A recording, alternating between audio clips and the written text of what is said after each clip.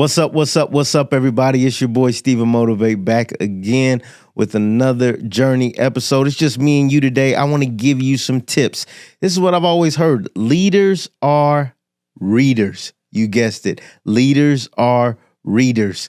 And what does that really mean? It means that a leader is always willing to learn. And you only really change your life and you only really learn new things in a couple different ways. It's the people you meet and the books you read. The people you meet and the books you read.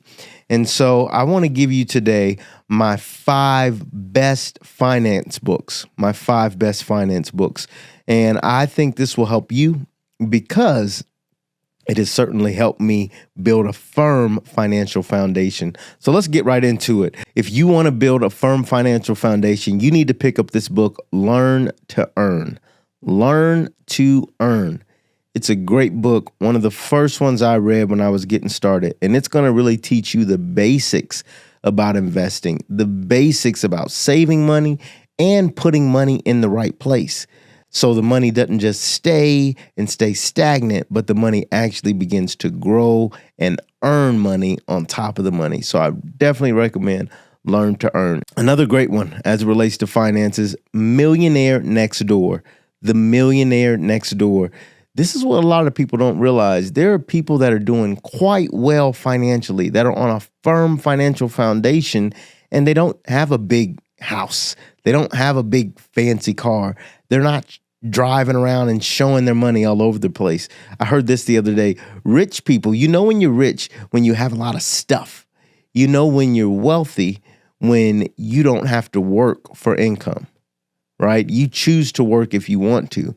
And so that's the difference. Just because someone has a lot of stuff doesn't mean that they're really wealthy.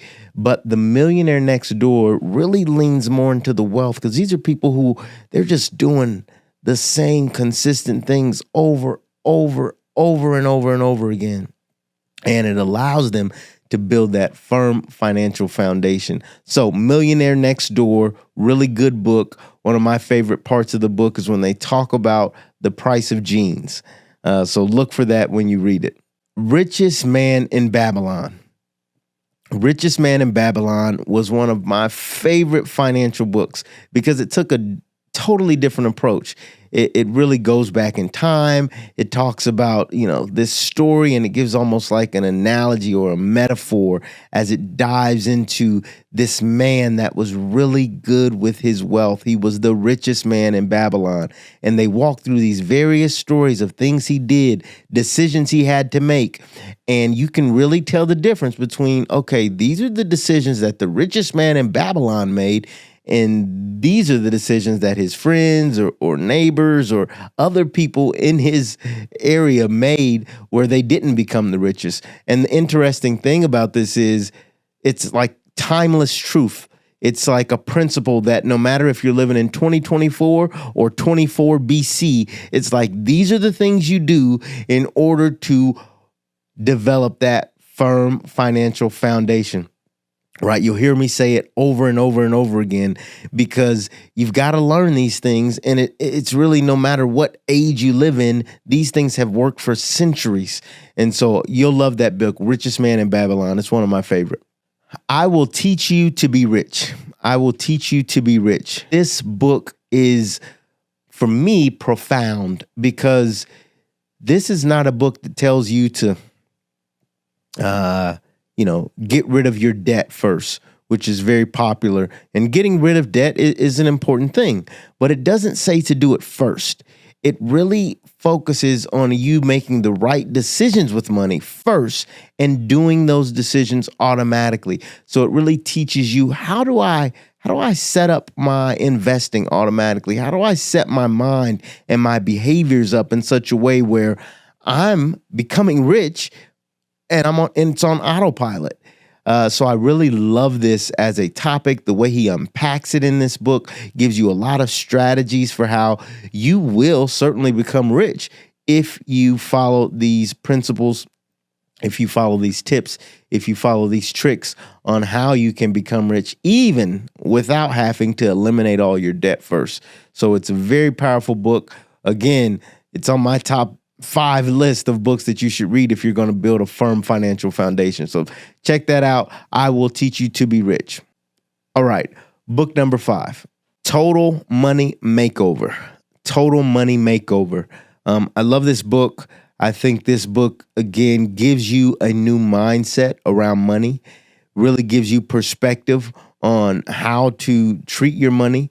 And even if you're pretty good at making money and investing and saving, this gives you some other tips and tricks that you should think about in terms of making sure that you're not paying exorbitant fees, or even the money that you are saving and investing isn't getting slowly etched away because you aren't paying attention to the right things.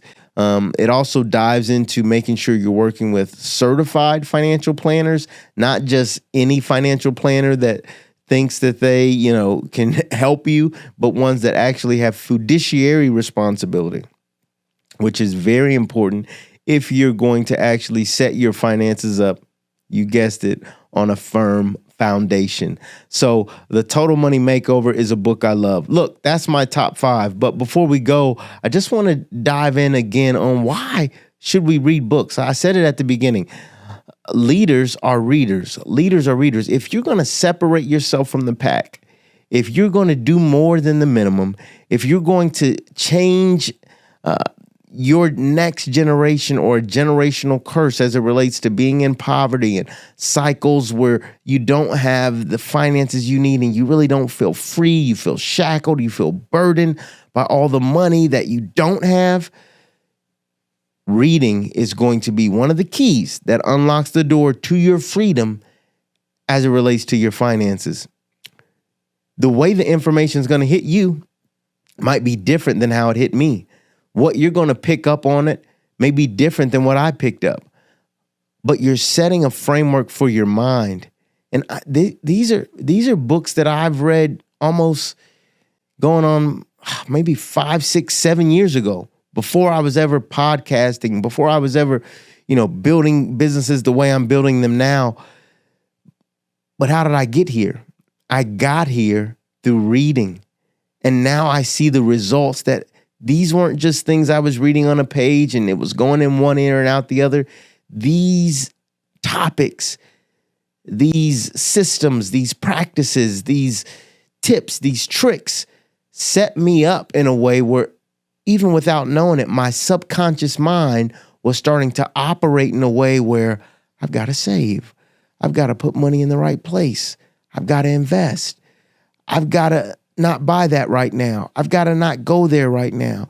I've got to make sure that I'm making good, sound decisions. Let me get with a financial planner. Let me set up a brokerage account. Let me set up a high yield savings account.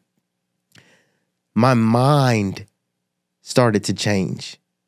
And when you start changing your mind, next thing you know, your behaviors start changing because you're changing your thoughts.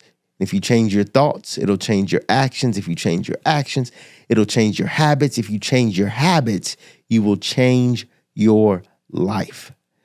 So 5 financial books that I feel like are some of the best that will help you not just have something good to read, not just give you something to talk about at the water cooler at work, but can literally open up the door and unlock the key to what could be the freedom that you've been seeking as it relates to your finances.